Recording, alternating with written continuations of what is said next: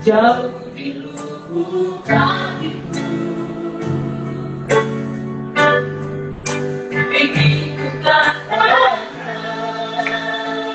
kau selalu dalam hatiku, menemani hidupku,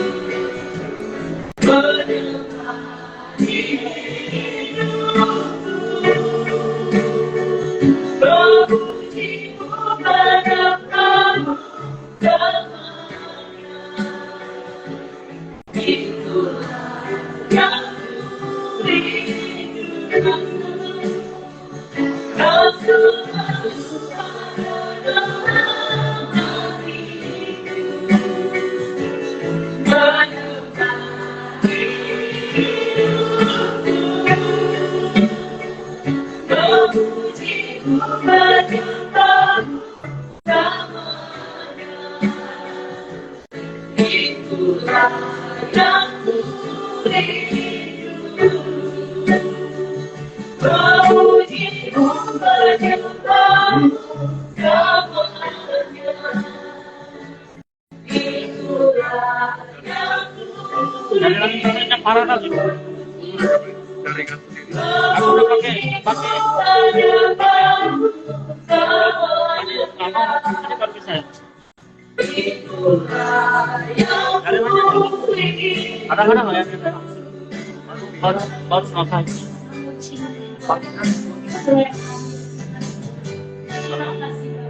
Yang kecil Tuhan, layak menemukan segala sana. Di dalam nama Yesus kita percaya datang. Amin. Shalom.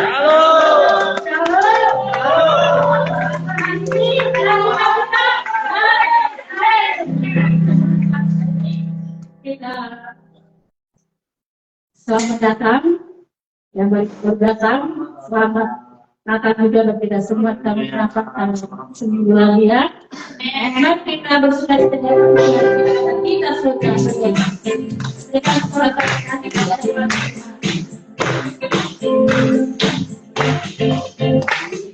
surga berkenan, kehadiran kamu mulia, damaikan sejahtera, dalam dunia, bangsa-bangsa kita tak bersorak dan tegak, menemukan katakan akhir kita saja berdoa, lahirlah mulia.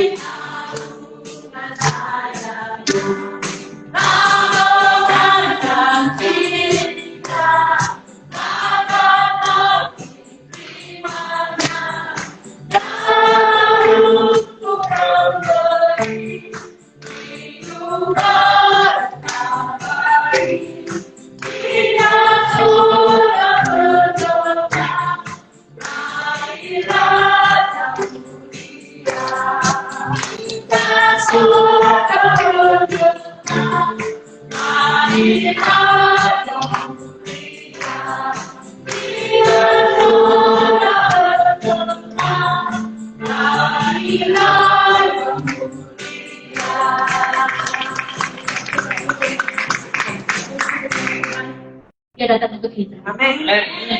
Dan tempat ini saya dan kita datang bersuka cita karena kelahirannya.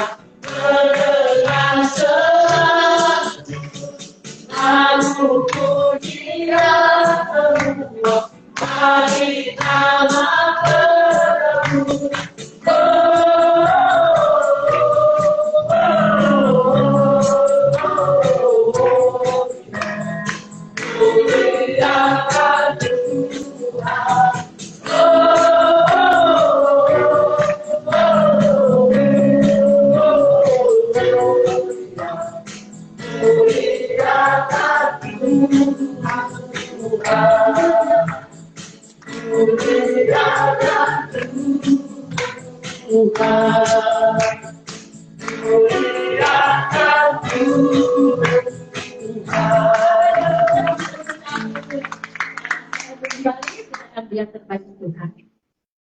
Kita katakan aja sih. Baik, mari kita berdoa untuk pertemuan kita. Bapak di surga, terima kasih kita pada sore hari ini untuk kami semua berkumpul di rumah-Mu untuk memuji dan memuliakan-Mu dan meninggikan nama-Mu. Juga Bapak menjadi memberikan kesempatan kami untuk Bapak.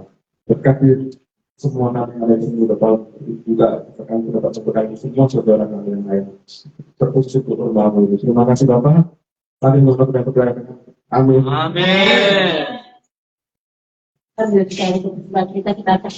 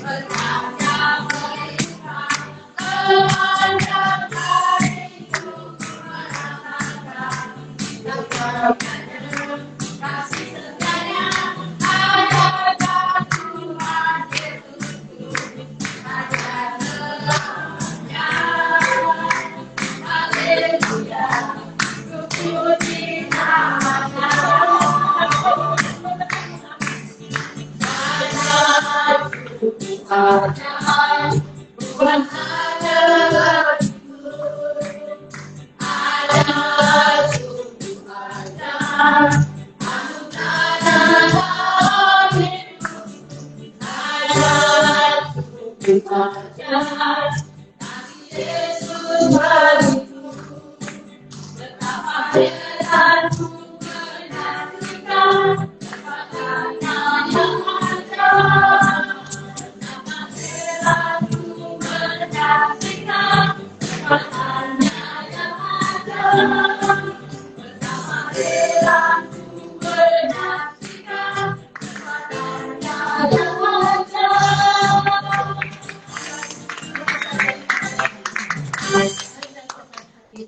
firman Tuhan, sementara yang disebut dalam firman Tuhan yang akan disampaikan baik. Jadi berkat setiap kita, mari kita datang mengharapinya.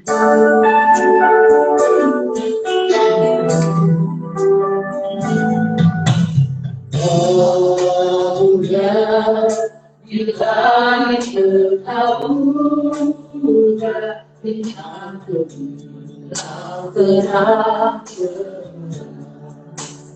berkaca gigi tidak berharap yang kita sekarang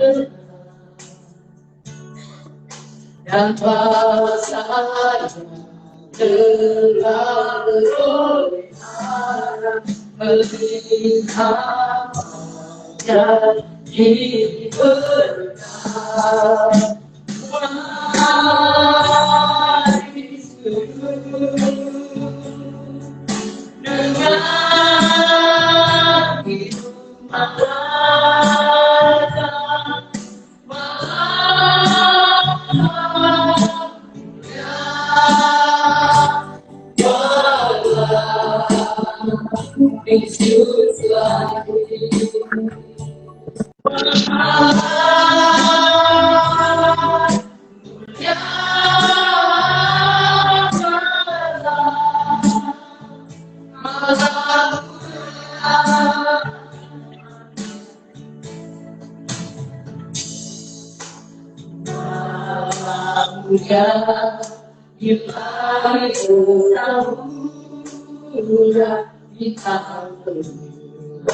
Dengan hidup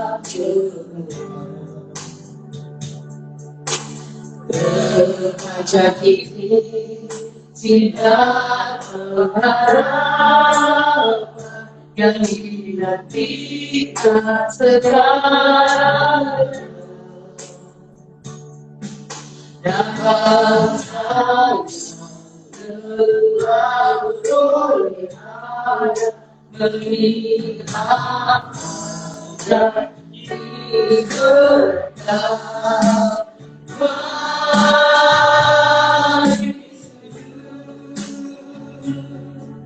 Dengan hidup malaya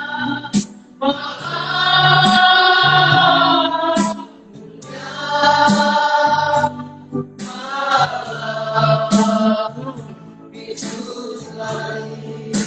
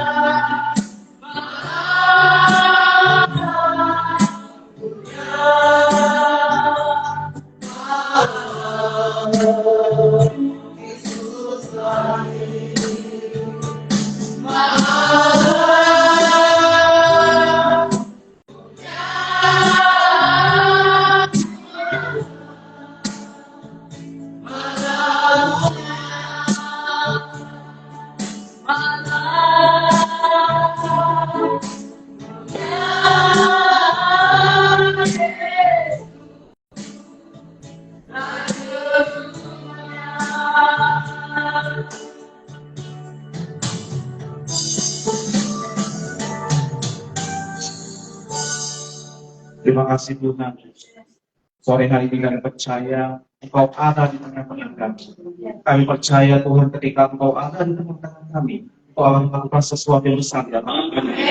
Kami percaya Tuhan Yesus, ketika Engkau ada di tengah-tengah kami, yang sakit disembuhkan, yang berat dilepaskan, yang berat dipulihkan. Kami percaya setiap pintu-pintu yang tertutup dibukakan dalam nama Yesus. Tuhan Kau dimuliakan ya. Terima kasih baik-baik bersyukur Tuhan. Kalau sebentar Tuhan firman disampaikan, kami percaya Tuhan setiap firman yang disampaikan, setiap benih yang ditaburkan, itu boleh jatuh tanah Tuhan, boleh bertumbuh, berakar, bahkan berbuah sebab. Saya meyakini Tuhan, ketika kami datang, kami tidak akan sama ketika kami pulang. Kami akan menerima sesuatu, dan kami percaya, Engkau Allah yang luar biasa, Engkau Allah yang menyertai kami, Engkau Allah yang pasti ikut campur dalam hidup kami. Terima kasih Tuhan baik, kami bersyukur Tuhan, kami akan duduk diam. Dan kiranya Tuhan, untuk yang bekerja mengurapi setiap hati kami. Engkau Allah kudus, kami izinkan Engkau bekerja dengan seluas-luasnya, dan jamaah pribadi lepas pribadi. Terima kasih Bapak yang baik, terima kasih Tuhan. Kami kembalikan segala hormat, pujian, kemuliaan ke dalam tangan kasih-Mu. Karena kami sudah menaikkan pujian penyembah kami. Kami percaya setiap pujian penyembah yang kami naikkan, semua manis Kau dengar, semua hari akan kudus. Terima kasih Bapak yang baik, terima kasih Tuhan. Kami sambut kebenaran firman-Mu hanya di dalam satu nama, Tuhan Yesus Kristus. Yang percaya sama-sama saya katakan, amin. Kalau Bapak Ibu apa-apa dengan semua. Puji nama Tuhan. Terima kasih saya boleh hadir di tempat ini. Saya hadir di Grand Sydney Hotel yang malam-malam. Karena bulan lalu saya ada di Pacific North. Dan saat ini saya ada di Grand Sydney Hotel. Terima kasih kepada Bapak dan Bapak kesempatan saya boleh menyampaikan kepada Tuhan. Bapak Ibu, saya perkenalan diri saya. Nama saya Vino, nama panjang saya Windopo. Sorry Bapak Ibu, saya sudah menikah. Jadi saya bukan single lagi. Saya sudah punya satu istri, saya sudah punya 2 anak. Keluarga saya semua di Jambi, saya di Jambi. Saya bekerja secara sebulan dan saya melayani Tuhan. Sekarang saya sedang mengerjakan skripsi untuk memperoleh sarjana teologi. Doakan Bapak Ibu karena lumayan cukup berat dan salah tahu dan di bulan nanti jadi amin. Nah Bapak Ibu, kita akan bahas firman hari ini bisa sampaikan. Sebelumnya di kilometer 0 saya sempat sharingkan, saya akan bawa seorang anak rohani saya, yang saya bawa kita pada sore hari ini. Nanti saya akan memberikan kesempatan kepada rohani saya untuk memberi kesaksian pujian dan juga kesaksian Bapak Ibu. Saya percaya relate dengan firman hari ini sangat relate. Jadi kita akan masuk ke dalam firman Tuhan terlebih dahulu sebelum Desi akan masuk Bapak Ibu. Sebuah tema yaitu ayat yang sudah dibagikan Pak Numbal. Ketika saya ditodong, temanya apa? Dan saya mengeluarkan sebuah jurus andalan saya Bapak Ibu. Wahyu. Apa artinya wahyu Bapak Ibu? Apa? Nama saya. Mengapa saya? Kita lihat di 1 Petrus 2:9. Saya mulai lebih tahu Bapak Ibu sebelum kita poin. Saya bacakan bagi kita semua. 1 Petrus 2:9 bilang begini. Tetapi kamulah bangsa yang terpilih, imamat yang rajani, bangsa yang kudus, umat kepunyaan Allah sendiri, supaya kamu memberitakan perbuatan yang besar dari Dia yang telah memanggil kamu keluar dari kegelapan kepada terangnya yang ajaib.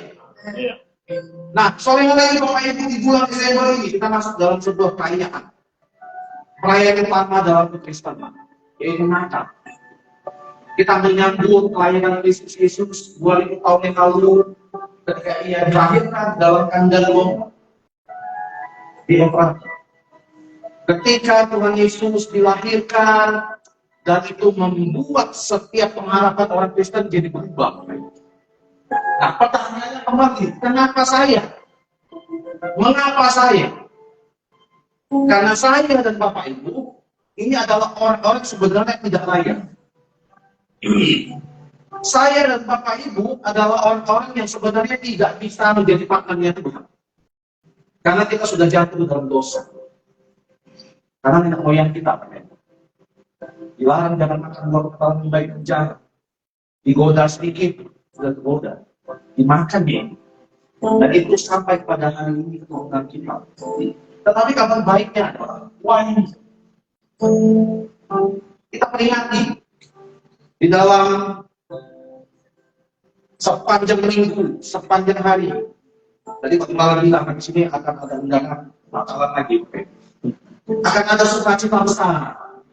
Apa sukacita ketika Yesus lahir ke dalam dunia. Tetapi sangat banyak orang yang kurang tahu ketika Yesus lahir ke dalam dunia itu hanya menjadi simbol semata. Itu hanya menjadi sebuah perayaan semata.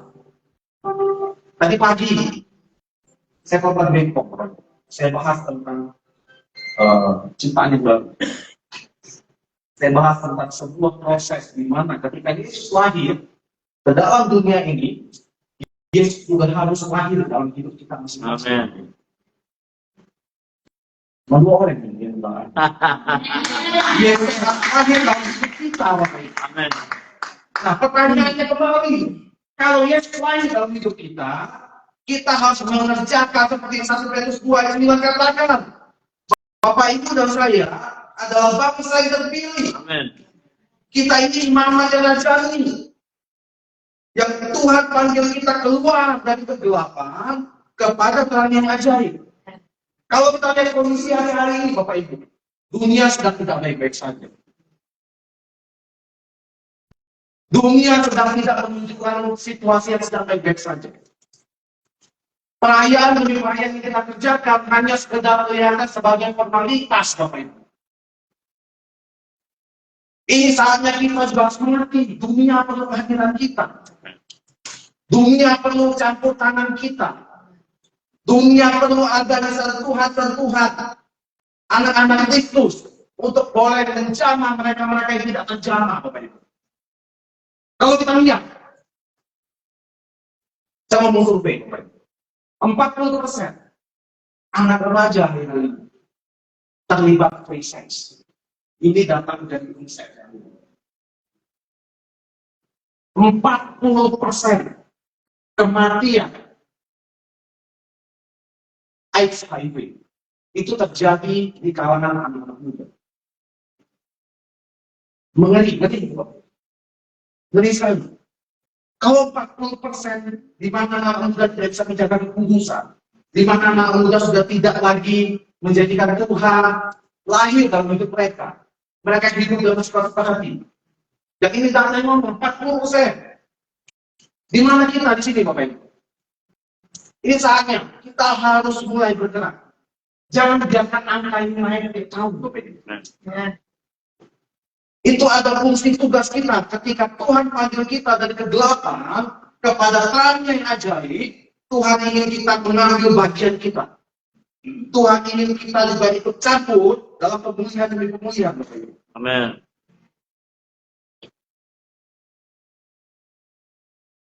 30% anak-anak muda menggunakan minuman keras dan narkoba. Kalau kita lihat, Bapak Ibu, di kalangan pelajar mahasiswa ada sebanyak 2.297 orang dari 15 juta orang. Itu 3,2% penggunanya adalah pelajar mahasiswa. Kalangan pekerja 1.514 orang dari 74 juta itu ada 2,1%. Nah, rata-rata kalau kita lihat persentase yang memakai narkoba itu ada di angka rata-rata 2% ke atas. Yang sebelum ini persentase hanya 0,9%. Tetapi bergerak sangat cepat, naik sangat cepat. Nah, kalau kita lihat Bapak Ibu, porsi laki-laki sangat besar di sini. Pernah pakai 6,5%. Porsi perempuan juga dipakai 2,3%. Ini menandakan bahwa laki-laki dengan penggunaan narkoba, obat-obatan terlarang, ini sangat besar, Bapak Ibu. Kita di mana di posisi ini? Apakah kita mau anak-anak kita nanti ada di bidang ini, Bapak Ibu? Ini saatnya kita beneran. Amin. Ini saatnya kita sudah mulai mengajarkan Kristus. Mulai mengajarkan keteladanan Kristus kepada anak-anak kita. Di mana anak muda ada, Bapak Ibu? 30% anak remaja Indonesia kecanduan gadget. Iya apa iya? Ya, jawab ketiga. Media sosial di Indonesia ada total populasi 268,2 juta. Total pengguna aktif, Bapak Ibu, 150 juta. Terakhir data yang ada 56% persentage pengguna internet. Tapi ada juga, jangan kita pungkiri Bapak Ibu, efek penggunaan gadget pada anak. Yang pertama, anak jadi tidak ingin makan. Karena terlalu sibuk main gadget. Kalau anak saya tidak mau makan karena main gadget, saya tarik handphone. Iya betul, tarik handphone. Dan juga kualitas tidur yang buruk karena konsentrasinya pada gadget. Dan ini dampak psikologisnya pada anak. Anak akan merasa sibuk dengan dunia sendiri. Anak akan merasa enak dengan dunia sendiri. Kalau kita tidak ambil bagian dari sini, Bapak Ibu. Dari 150 juta pengguna internet, itu ada sekitar 70% pengguna internet di bawah 20 tahun, Bapak Ibu. Sekarang oma-oma sudah pintar main internet. Saya lihat banyak juga oma-oma bisa joget di TikTok. Dan saya lihat opung-opung kaki-kaki dengan ompongnya sambil goyang-goyang di TikTok. Kenapa? Karena mereka mencoba menjangkau dunia dengan kegemaran. Salah nggak, Pak Ibu? Salah nggak? Kakaknya? Bener, confident dong. Yakin dong. Kalau enggak aja. Enggak salah kan? Enggak salah, kenapa dia mau coba di TikTok? Positif lah. Ya happy. Tetapi yang jadi masalah Bapak Ibu, pengguna internet ini akan membuat sebuah proses di mana kita akan kecanduan. Setiap bangun tidur dan dilihat keluar itu internet duluan, Bapak Ibu. Bangun tidur dan dilihat itu, aduh, semalam TikTok sudah berapa orang nonton? Iya, ketawanya kenceng. Semalam udah berapa orang yang like-nya? Karena tidak bisa dipungkiri, teknologi dunia sedang masuk dalam digitalisasi. Dan kita sedang masuk masa di mana masa internet sudah menjadi sebuah kebutuhan utama. Khotbah juga banyak, Bapak Ibu. Kalau kita lihat di YouTube, TikTok, berselebaran, berseliweran, banyak. Jika kita pilih khotbah tentang apa? Khotbah tentang pengampunan, kita klik muncul di salah satu. Jadi muncul apa, Bapak Ibu? Munculnya kita mendengarkan firman Tuhan sesuai dengan yang kita mau saja. Kita mau klik sesuai yang kita mau saja. Mendengar pengampunan hari ini ya. Si A itu ya, nanti hatiku. Aku mendengar khotbah bagaimana membereskan sikap hati. Hari ini, aku sedang begini. Kita mencari di internet, Bapak Ibu, dengan sebuah proses di mana kita pengen dengar. Bukan karena memang Roh Kudus ingin kita belajar di sana. Dan ini bahaya. Jadi esensi firman yang disampaikan itu sudah berdasarkan apa yang enak didengar oleh telinga. Saya tidak arti dengan internet. Karena saya juga punya semua platform media sosial. Tetapi yang buat saya anti adalah ketika kita memilih firman Tuhan, ketika kita memilih sebuah khotbah yang hanya berdasarkan apa yang kita mau saja, kita tidak izinkan diri kita untuk diajar dengan benar. Kita tidak izinkan diri kita dibentuk, diproses dengan seperti apa yang Tuhan mau. Itu salah. Dengan ini, kenapa? Mengapa? Karena yang pertama, Bapak Ibu, kenapa mereka rusak? Kenapa banyak orang-orang tadi yang hanya nyaman dengan dunia sendiri? Karena yang pertama, mereka tidak punya penerimaan diri. Mereka hanya sibuk menyalahkan diri sendiri. Tidak ada kepercayaan diri. Not confident. Tidak punya keyakinan pada diri sendiri. Yang kedua, kenapa? Karena rata-rata itu berkembang. Tidak mendapat kasih sayang dari orang-orang di sekitarnya, dari orang tua yang terpenting, dari lingkungan, dari kakak-kakak, dari adik-adik. Sepertinya tersisihkan. Dan kenapa lagi? Karena mereka juga selalu dibully, diremehkan, nggak bisa ngapa-ngapain, nggak bisa, pokoknya kamu nggak bisa apa deh, selalu dibully pokoknya. Ada juga depresi, ditekan, terus jadi depresi. Nanti ini bagian SK nanti saya sharing. Bagaimana dulu depresinya dia sampai jadi publikasi. Amin. Selanjutnya ada emosional, pengakuan, ini bahaya. Ini yang paling bahaya itu para cowok-cowok tampan dan cewek cantik. Apalagi yang kasih sayang gede-gedean. Bahaya. Ada pengakuan. Ketika kita sedang melakukan sesuatu, kita ingin diakui. Ketika kita ingin memberikan sesuatu, kita ingin dihargai. Ketika kita ingin memberikan sesuatu, kita minta timbal balik. Bahaya. Ini yang hari-hari ini membuat orang-orang Kristen sudah mulai tidak bisa cincai ini. Masih cuan itu. Harus cuan. Jadi apapun yang dikerjakan, cuannya berapa ya? Cuan aku dapat di mana ya? Apa yang bisa peroleh di sini? Semua ditangkap. Ada timbal baliknya, Bapak Ibu. Nah, pengakuan bahaya. Terus apa yang bisa dilakukan? Popularitas karena kualitas. 1 Timotius 4:12 bilang begini, jangan seorang pun menganggap engkau rendah karena engkau muda.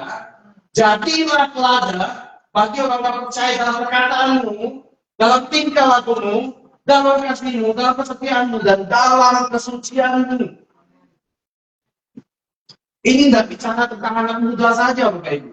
Amin. Semua yang tua-tua tapi juga muda itu anak muda.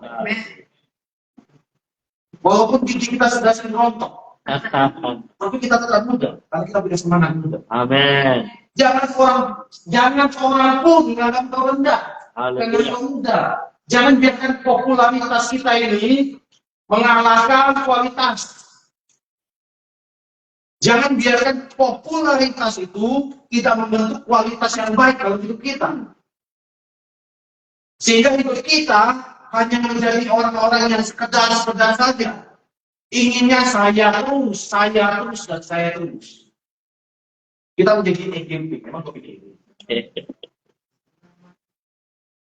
Mau mereka ngapain selama tak ada hubungan sama aku.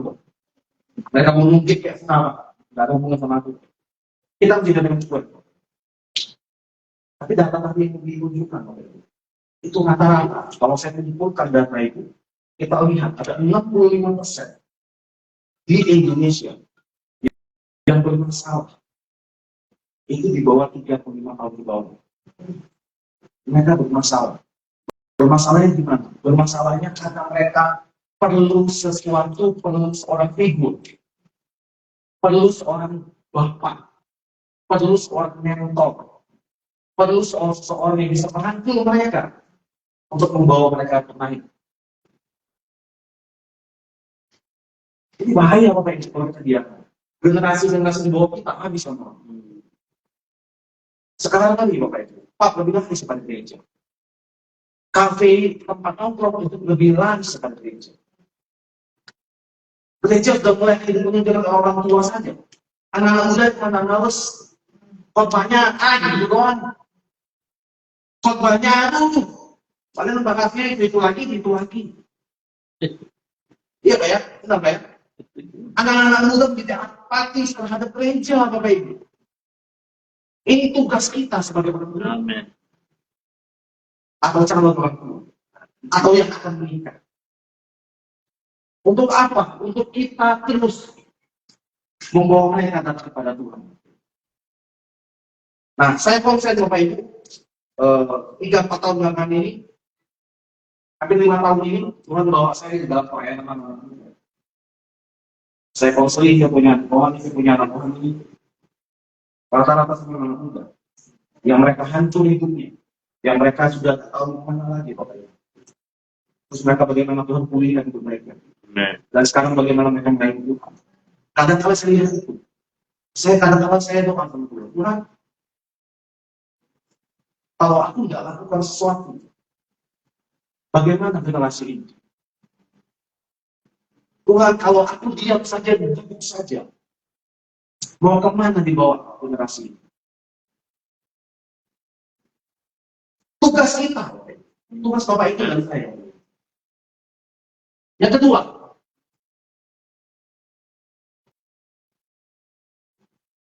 kenapa Bapak Ibu dan saya? Karena kita harus menjadi orang-orang yang konsumtif akan firman Tuhan.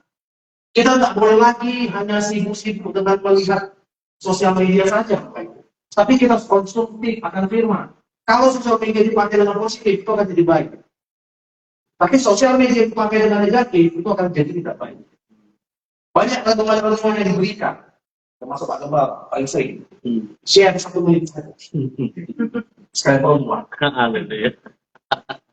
Karena memberikan dampak positif, Bapak Ibu.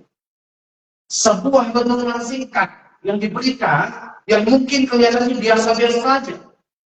Tapi percaya, itu punya dampak. Amin.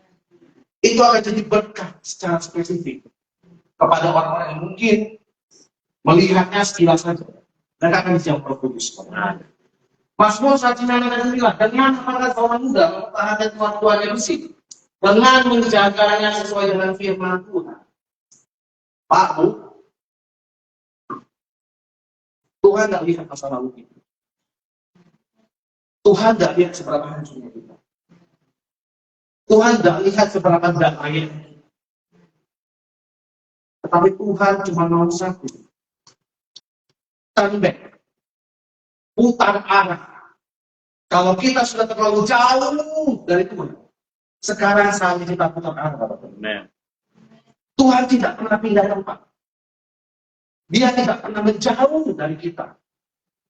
Tetapi kita yang sering menjauh darinya. Kita itu lari, dan kita bilang, Tuhan, kau di mana? Tuhan, kenapa kau tinggalkan aku? Padahal Tuhan masih sana, Bapak Ibu. Sekarang saatnya untuk kita turn back.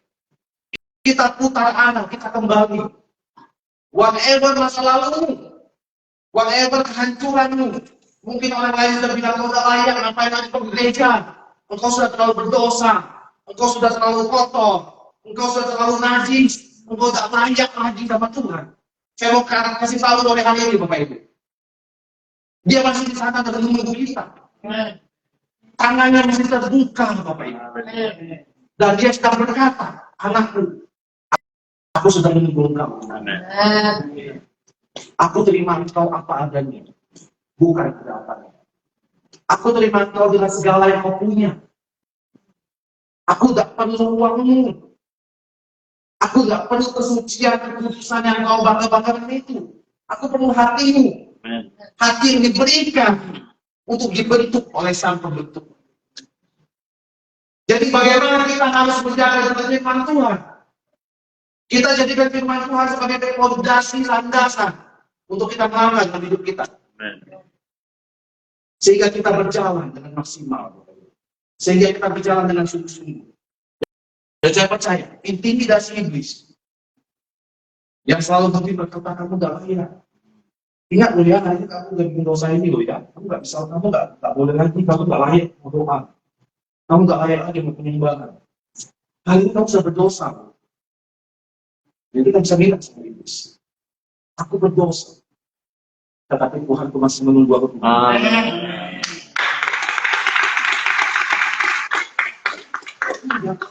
Tidak bisa apa-apa. Tapi Tuhan itu yang Maha Besar. dia bisa dan dia mau melakukan. Amin.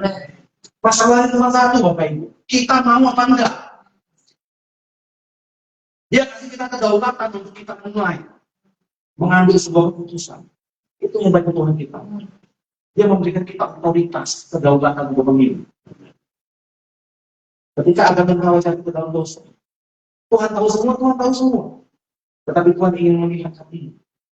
Apakah mau datang dan ngaku sama dia?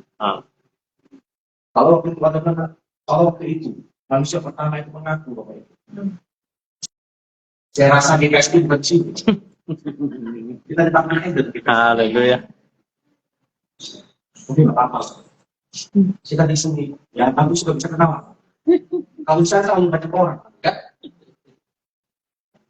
Nah, selanjutnya Bapak Ibu, saya fokus dan saya concern akan anak muda.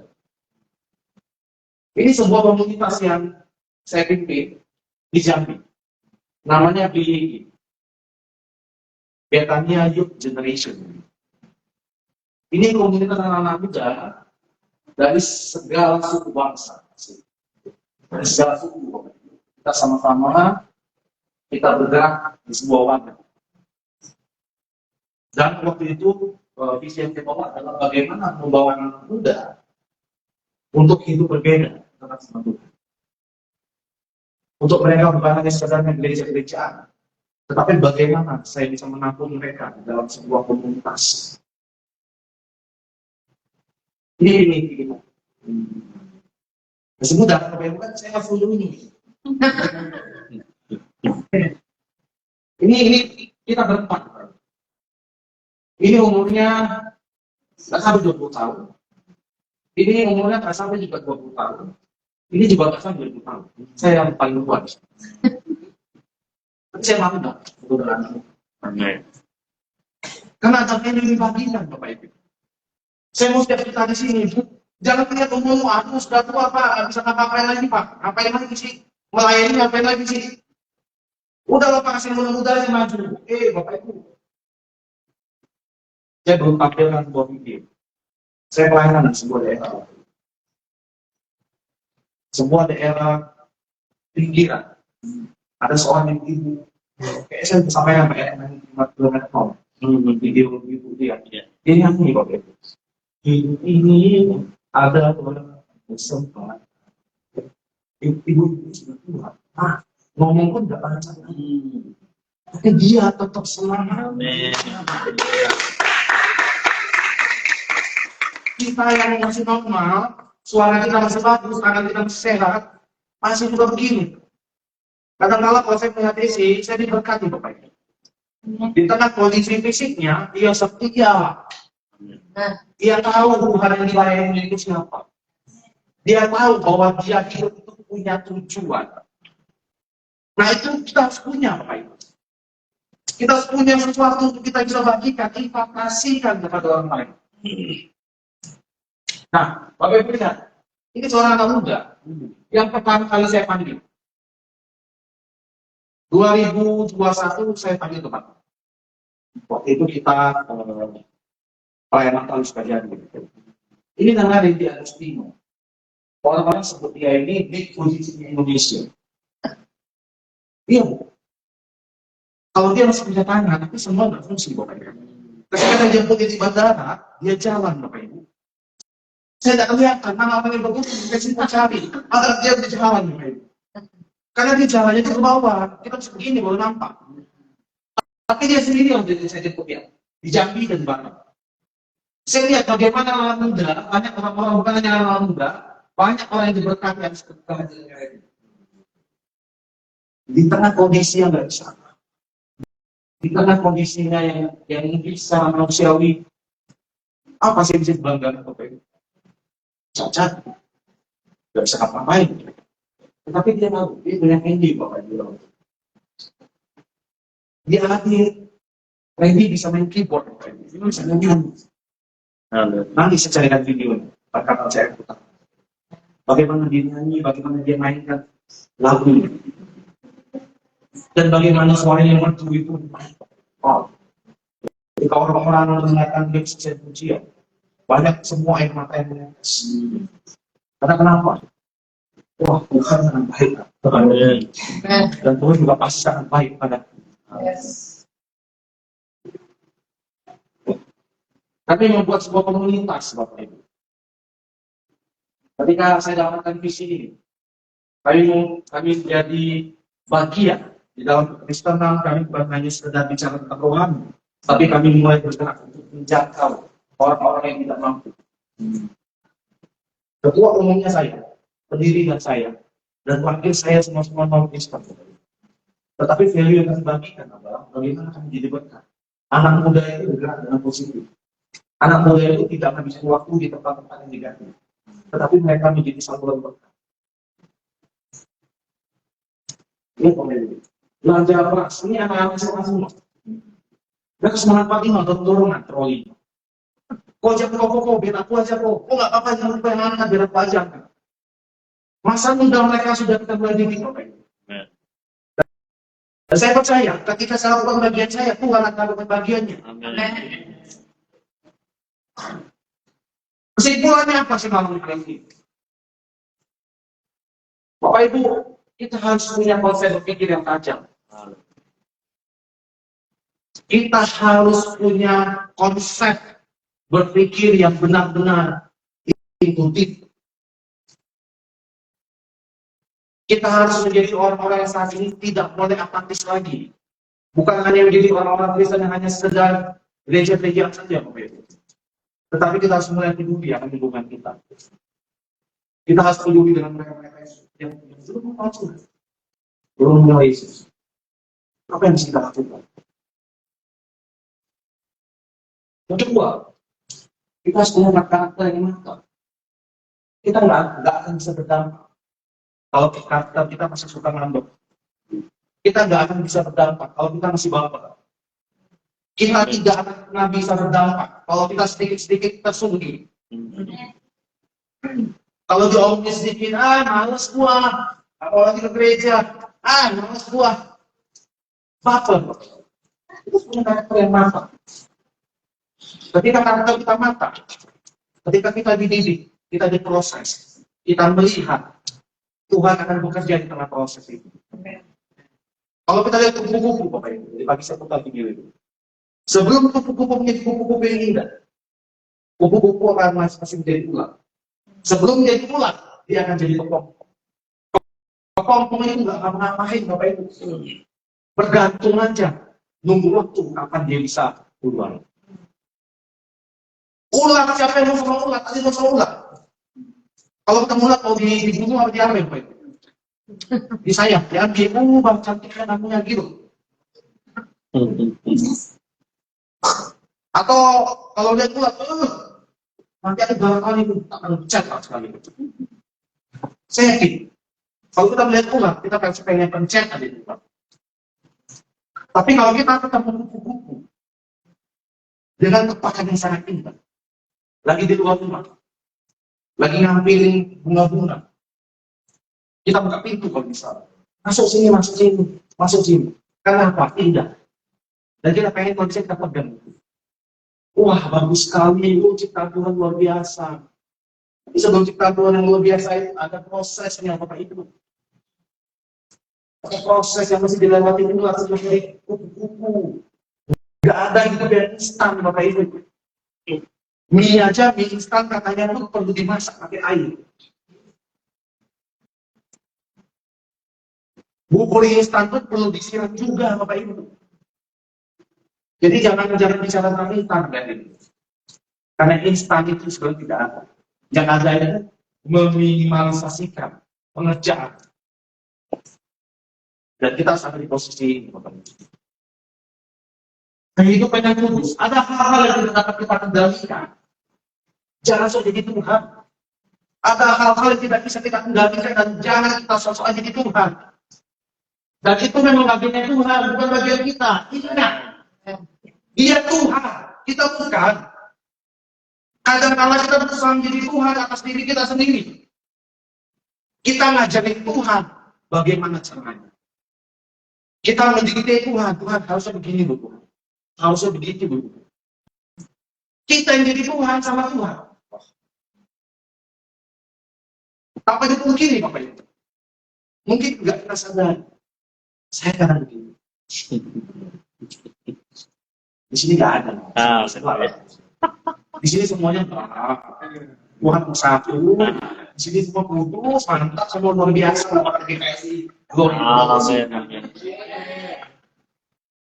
Tapi Bapak Ibu, ketika kita mengambil bagian Tuhan, kita mulai mengajari Tuhan.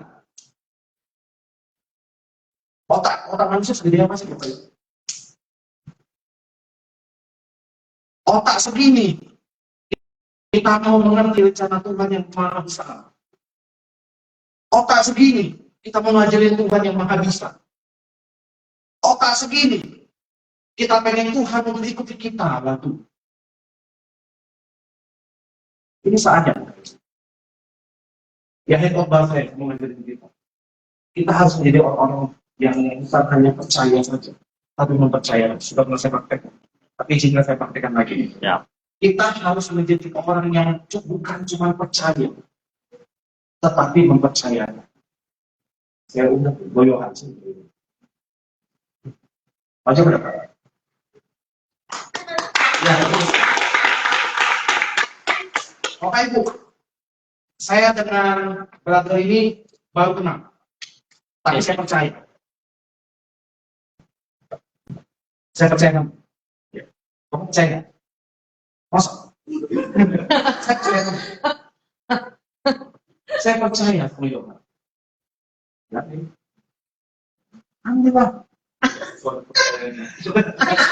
Dia bisa bilang nggak sesuai percaya. Ini percaya nggak? Percaya. Tapi aku nggak mau percayakan. Aku percaya kamu, tapi aku setir lagi ini. Ini percaya nggak? Bukan percaya, tapi percaya kan? Percaya. Kalau kita seperti ini dengan Tuhan, Bapak Ibu, kita percaya sama Tuhan, tapi kita masih pegang ini setengah-setengah. Tuhan, jangan Tuhan. Ini hasil begini Tuhan, jangan ambil semua Tuhan, jangan ambil semua. Sampai kita ambil balik. Benar kan? Tapi bagaimana kalau kita mempercayakan kepada Tuhan? Tuhan, saya jadi ini ya, masih berdosa. Tuhan, jawab kalau ngomong. Ya, gitu. Tuhan, aku datang kepadamu. Ya.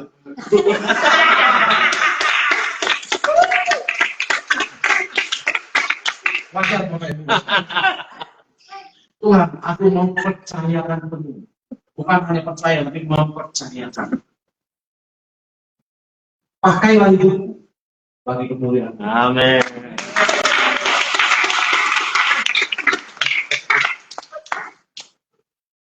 Selesai. Nah, kita nggak sibuk lagi, Bapak Ibu tarik, begini. Enggak, tapi kita berikan semuanya Tuhan, pakailah. Mau Tuhan apain terserah. Amin. Mau Tuhan jungkir balikan sekalipun nggak apa-apa Tuhan. Yes. Hidupku bukan milikmu lagi, tetapi Engkau yang bekerja begitu. Amin Bapak Ibu.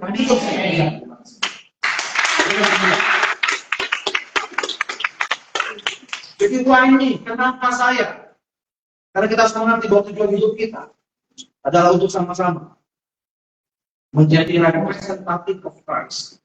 Kita menjadi perwakilan Kristus dalam dunia ini. Dan ketika Kristus menjadi sumber, kita menjadi penyalurnya. Dan kita bisa terus mengalurkan aliran-aliran. Nggak gampang seperti ulat menjadi kupu-kupu. Tetapi kalau kita ikuti prosesnya, percaya, satu hari nanti kita bisa mengangkat tangan kita dan berkata, Tuhan percaya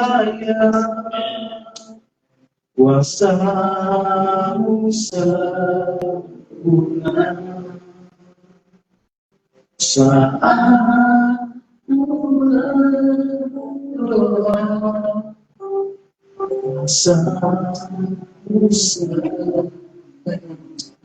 satu hari nanti kita bisa ngomong dengan tegas, dengan kesungguhan. Terima kasih Tuhan atas setiap proses dalam hidup, sehingga aku bisa sampai hari ini. Sehingga aku ada sampai hari ini. Bukan karena kuat dan gagah, tapi karena engkau yang hidup. Dan itu sudah cukup bagiku. Aku melangkah sebelum aku dipanggil pulang menghadap dengan engkau. Amin. Bapak Ibu. Saya akan minta Desi ada kesaksian sedikit Bapak Ibu. Ini paknya.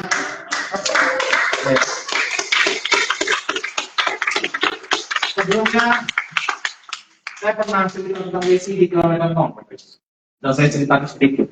Desi, ya boleh. Bapak Ibu, Desi dilahirkan dengan kondisi yang mungkin tidak sempurna. Karena dulu dia punya kena sebuah sakit Desi. Tapi 2-3 tahun lalu, ketika ia ketemu dengan saya, kondisinya masih hancur-hancuran. Dia masih tidak bisa menerima dirinya. Sehingga ketika dia mulai membuka hatinya, membuka dirinya, dia mulai melihat bagaimana Tuhan bekerja. Dan 2 tahun ini diproses. Nanti saya mau tanya, prosesnya enak. Prosesnya apakah tiba-tiba jadi kupu-kupu terbang? Dia akan bicara. Oke? Jadi.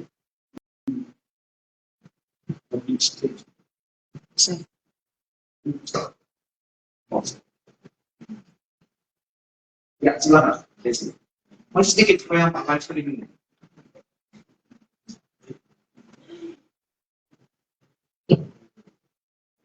Shalom teman-teman semuanya. Saya mau perkenalkan diri dulu. Perkenalkan, nama aku Desi. Saya mau sedikit kesaksian dalam kehidupan saya. Dulunya saya, background keluarga saya dari kecil broken home. Saya mama dan papa saya cerai dari saya masih kecil dan suka cerita, dan juga saya tinggal sama nenek, dan setelah itu saya itu dari kecil tuh nggak pernah dekat sama mama sama papa, dan juga di umurku yang ke-14 tahun nenek dipanggil pulang, dan saya terpukul kehilangan nenek karena saya dari kecil saya dijaga dan dirawat oleh nenek. Karena saya dari kecil juga penolakan dari mama, penolakan dari mama karena saya punya kondisi yang cacat.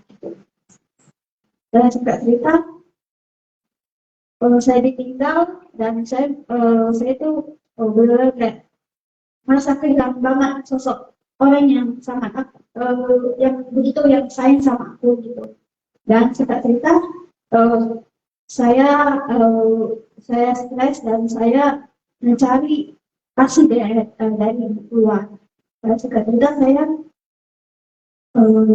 jatuh banget dalam dosa, dan di situ juga saya waktu itu juga saya juga punya kondisi penyakit, yaitu saya punya tumor, dan tumor itu menyebar ke seluruh tubuh saya, ke kaki, pencernaan, dan mata.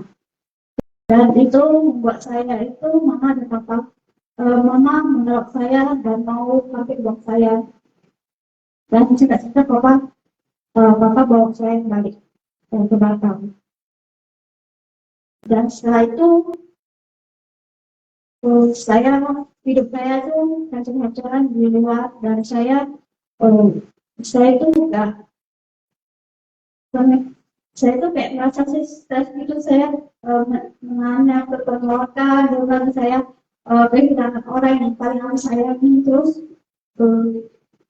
Dan setelah itu saya stres, saya nggak tahu harus gimana, sampai saya pernah beberapa kali bunuh diri itu. Tapi Tuhan ngomong sama saya, nah aku punya rencana indah buat kamu gitu. Dan setelah kita cerita 2 tahun lalu saya dipertemukan oleh papa saya, Pak Yudin.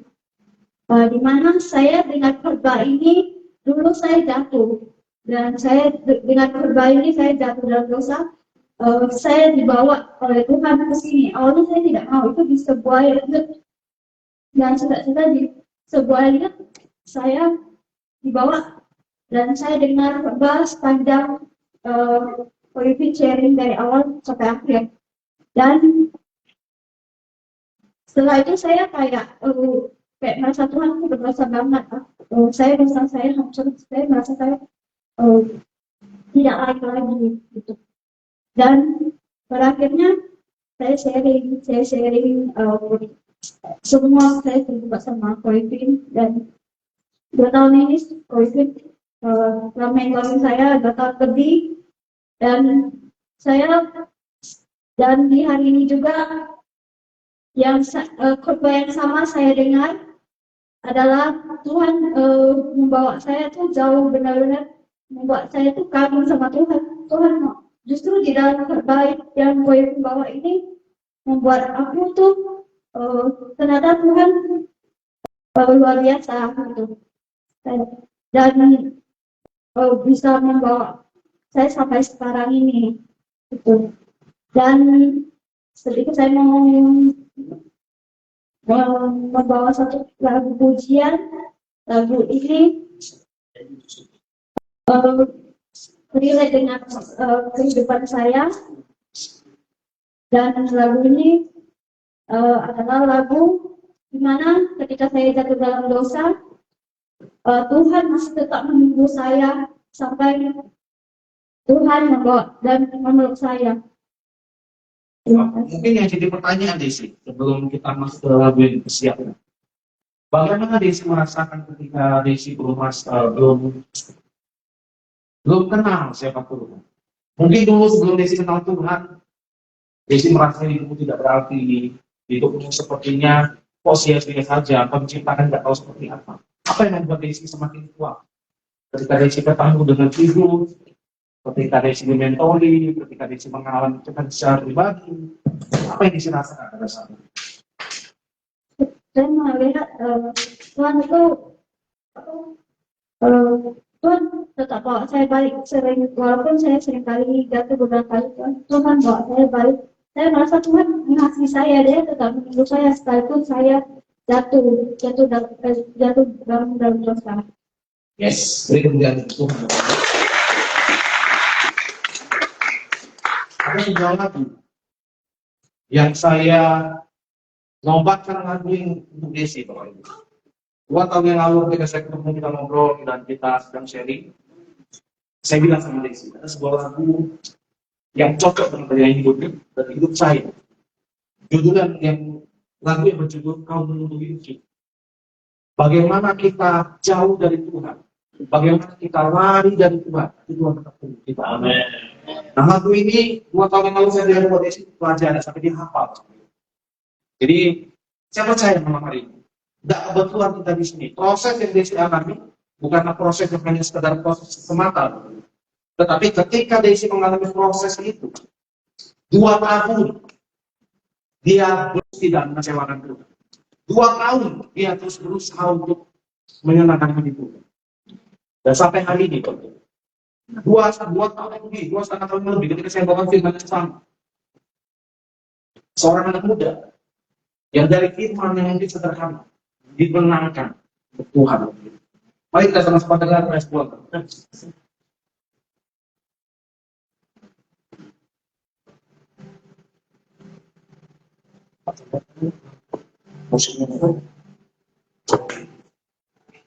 Musiknya tadi kan lupa.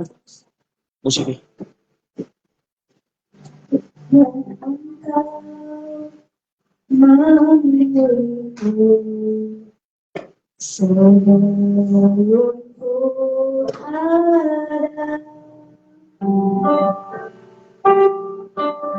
Marimu yang menanut serupa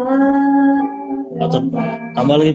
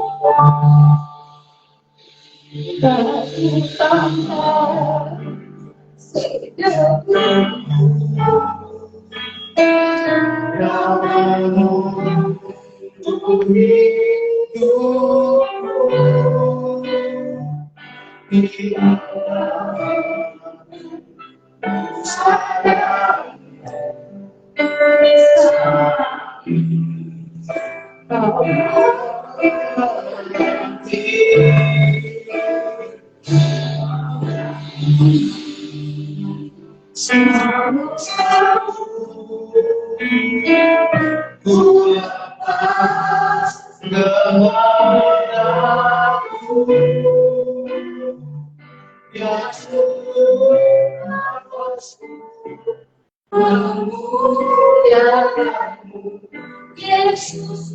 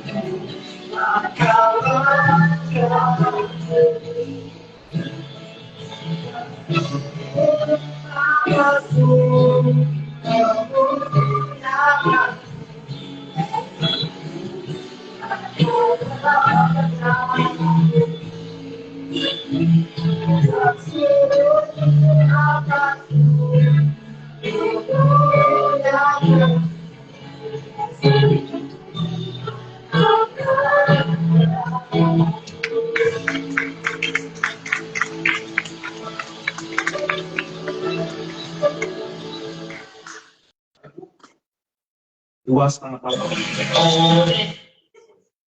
tahun yang lalu, ketika Messi ada di proses ini, Bapak Ibu. Ketika ia sedang bingung setiap hari dia mesti makan apa, ketika ia sedang bingung hari-harinya seperti apa, semoga kan di dalam kita. Ketika Tuhan bilang, dia masih memilih kita, dia masih mencari kita. Messi adalah salah satu contoh yang dimana Tuhan tidak pandang siapa kita. Tuhan tidak melihat seberapa hancurnya kita. Tetapi dia memilih Bapak Ibu dan saya untuk menjadi partner bersama kita. Dan saya berdoa, saya percaya apa yang Desi alami ini bukan hanya menjadi satu cerita saja, tetapi akan muncul desi-desi yang lain. Akan muncul orang-orang yang semakin banyak dipulih. Akan banyak orang-orang yang semakin banyak dijamah oleh Tuhan. Dan saya percaya inilah tujuan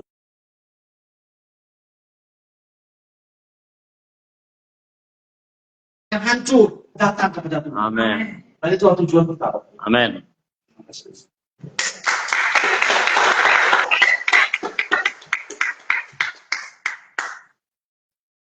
Mari kita berdoa Bapak Ibu. Firman selesai.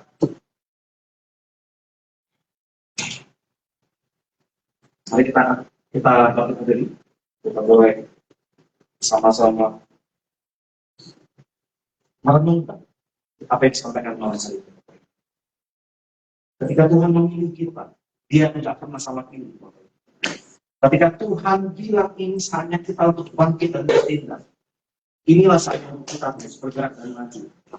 Bukan karena siapa hebatnya kita, bukan seberapa kuatnya kita, bukan seberapa bisanya kita, tetapi karena kasih karunia kita dipilih. Bapak yang baik, terima kasih buat mama Tuhan. Kami bersyukur, kami tahu satu hal.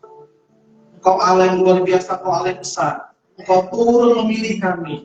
Engkau berikan anak yang tunggal bagi setiap kami. Amen. Itu bukan sebuah peristiwa yang biasa-biasa Tuhan. Tapi ketika Engkau kirimkan anak yang tunggal bagi setiap kami, itu membuktikan cinta-Mu yang tanpa syarat.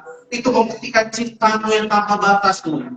Kami berdoa siang malam hari ini Tuhan Yesus. Kami percaya setiap kami yang hadir di tempat ini, kami semakin hari semakin mengenal. Pengenalan kami semakin benar akan Engkau. Kami semakin melihat Tuhan yang luar biasa yang besar ada dalam hidup kami. Engkau Allah yang luar biasa terus bekerja dalam hidup kami. Sehingga kami semakin hari kami melihat Tuhan terus bekerja dalam hidup kami. Tuhan terus mengubah hidup kami. Tuhan terus menciptakan sesuatu yang baru dalam hidup kami. Sehingga kami yang tidak bisa dilayakkan jadi bisa. Kami orang biasa akan berjalan dengan luar biasa. Karena kami punya Tuhan yang luar biasa. Kami akan terus melangkah maju. Karena kami percaya, kami optimis. Bersama dengan Tuhan, kami akan melewati segala hal. Bersama dengan Tuhan, tidak akan ada yang bisa menyetopkan kami. Bersama dengan Tuhan, tidak akan ada yang bisa menghalangi kami. Terima kasih Bapak yang baik. Bersyukur Tuhan Yesus buat malam ini. Apa yang disampaikan Tuhan, biarkan setiap itu direma bagi setiap kami. Engkau bekerja dengan seluas-luasnya kepada pribadi lepas pribadi. Terima kasih Bapak yang baik. Terima kasih buat kesaksian yang diberikan Tuhan. Kami percaya bahwa Engkau masih bekerja, Tuhan. Engkau Yesus masih sama dulu, sekarang dan sampai selama-lamanya. Dan Engkau masih bekerja untuk kami, Tuhan. Pulihkan hati kami yang hancur. Pulihkan hidup kami yang mungkin tidak sedang baik-baik saja. Kami percaya kami mempercayakan hidup kami pada Tuhan. Engkau Allah yang bekerja dengan penuh. Engkau Allah yang bekerja dengan totalitas. Sehingga hidup kami semakin harus sangat baik bagi kami. Dan bersyukur kami tidak bersyukur kami menjadi partner kerja. Kami bersyukur bahwa kami berada ciptaan saja. Kami dipanggil anak oleh Engkau bukan. Engkau bapak kami, Engkau Tuhan kami, Engkau sahabat kami. Engkau Tuhan yang bersama dengan yang baik dalam hidup kami. Terima kasih dengan yang baik, terima kasih Tuhan. Terima kasih Tuhan ini, Tuhan ini. Tuhan Tuhan kami semua, kami yang ada. Tuhan percaya Tuhan ini. Yang bersyukur dengan Engkau berkata, tiba-tiba hasil dari Tuhan.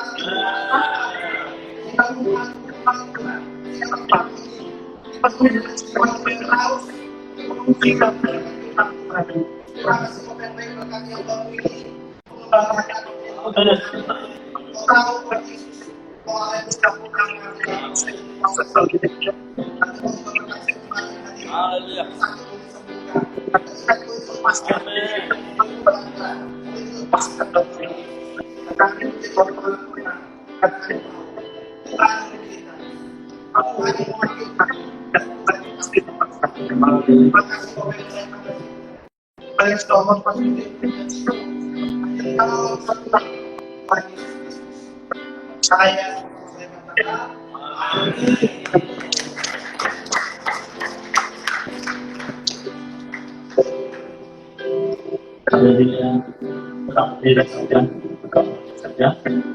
Bapak Ibu Saudara,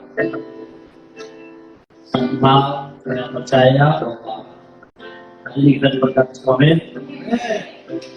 Jadi begini, Desi izinkanlah saya bukan mau menilai engkau yang kelihatannya tidak bisa apa-apa, apalagi seperti saya yang terbaik sehat dan segala semuanya. Tentu dalam keterbatasan Desi tidak bisa pakai ini. Tetapi hari ini saya mau katakan kepada saudara, engkau yang sehat, engkau yang kuat, hari ini jangan mau kalah dan Desi. Komitmen percaya, engkau bukan kebetulan dalam ruangan itu, tapi percaya kehendak dan kuasa Tuhan itu menjadi bukan itu otoritas. Hari ini percaya apa yang sudah disampaikan, apa yang sudah disaksikan, biar setiap momen ini menjadi hormat dan kemuliaan bagi nama Tuhan. Mari kita angkat ujian ini bersama-sama. Kita katakan, tak akan pernah ada kasih.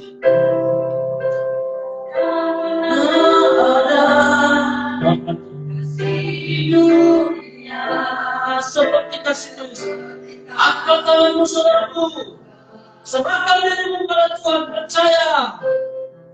Kau telah buktikan kita membangun dengan penebusanmu. Mari dari awal kita akan pujian ini saudaraku.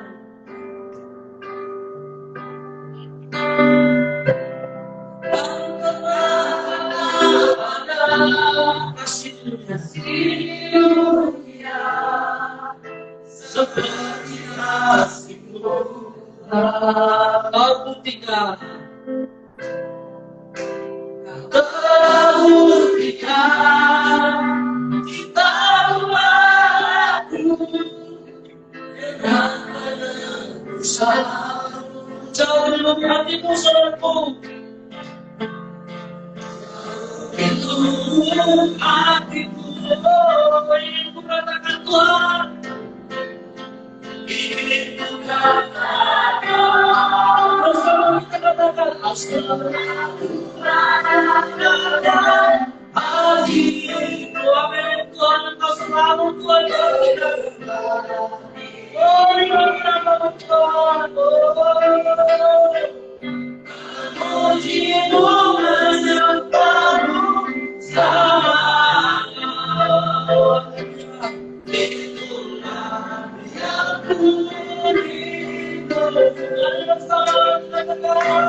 selalu ada.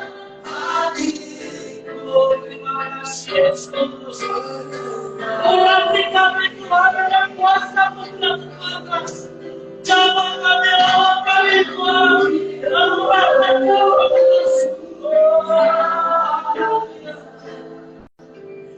itulah yang ku saudara.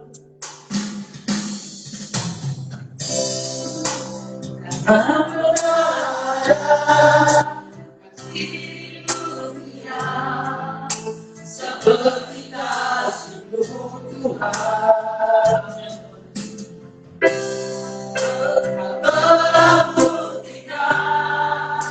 kita dengan penebusanmu,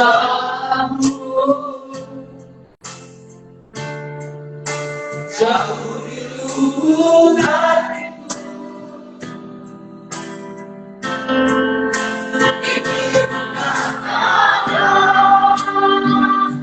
selalu ada hatiku.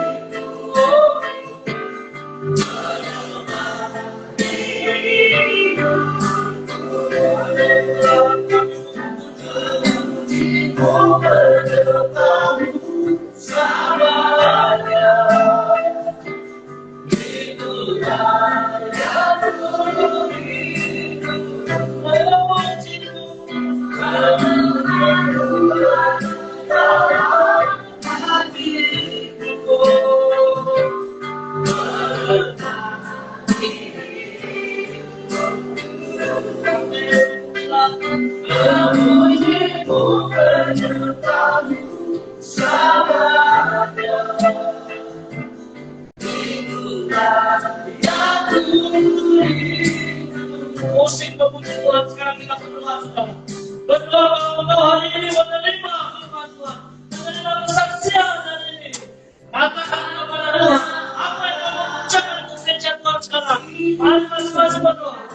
Berdoa sampai ucapan terjadi. Katakan kepada Tuhan apa yang kau mau agar kehendak Tuhan terjadi dalam kehidupanku. Bapa, kami bersyukur Tuhan. Aku yang mau menyerah, Bapa yang mau Tuhan peduli dengan kami dan orang pada kuasa untuk dan bersama Tuhan. Hari ini hatiku kuasa dan kami tercurah di tempat kami yang sehat di awal Tuhan. Biar kami bersama kami dalam kubur.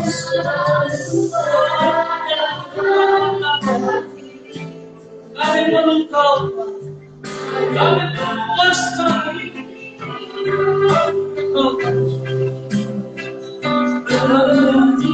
Jawab setiap kami, jawab setiap kami, nyatakan setiap kami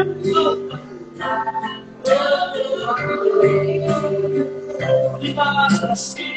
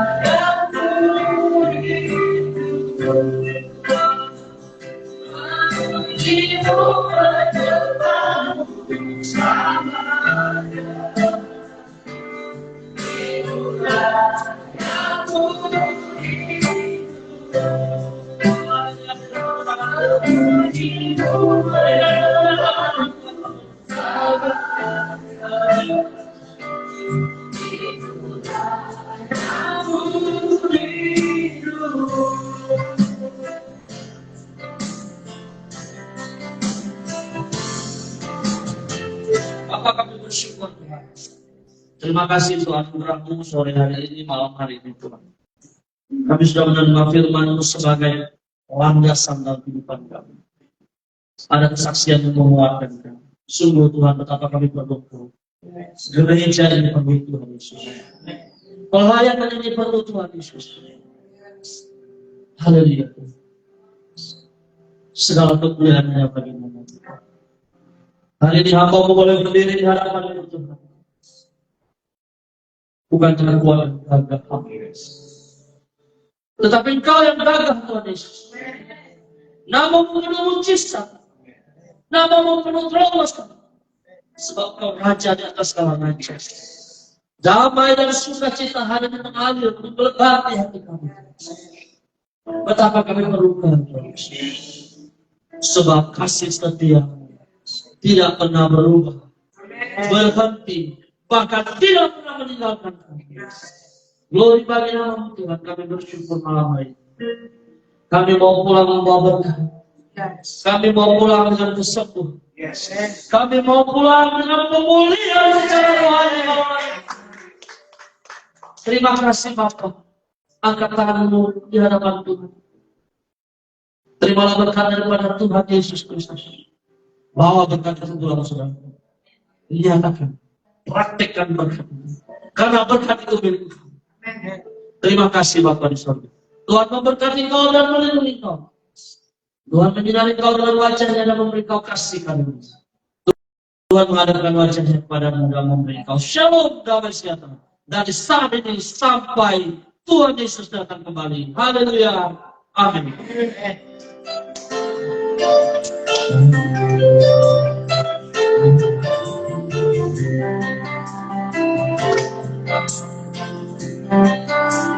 Kiranya berkati aku berlimpah-limpah dan berkeluar dari aku.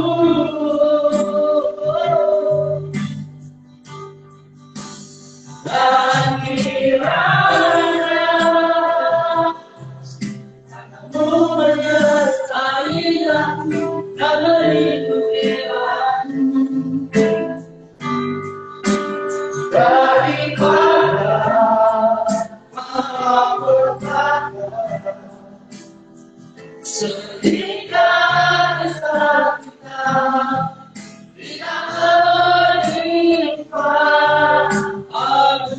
berlimpah.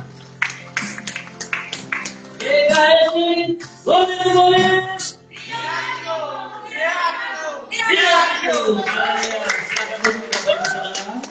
Sebelum saya serahkan ke Pak Edi, saya mengucapkan terima kasih kepada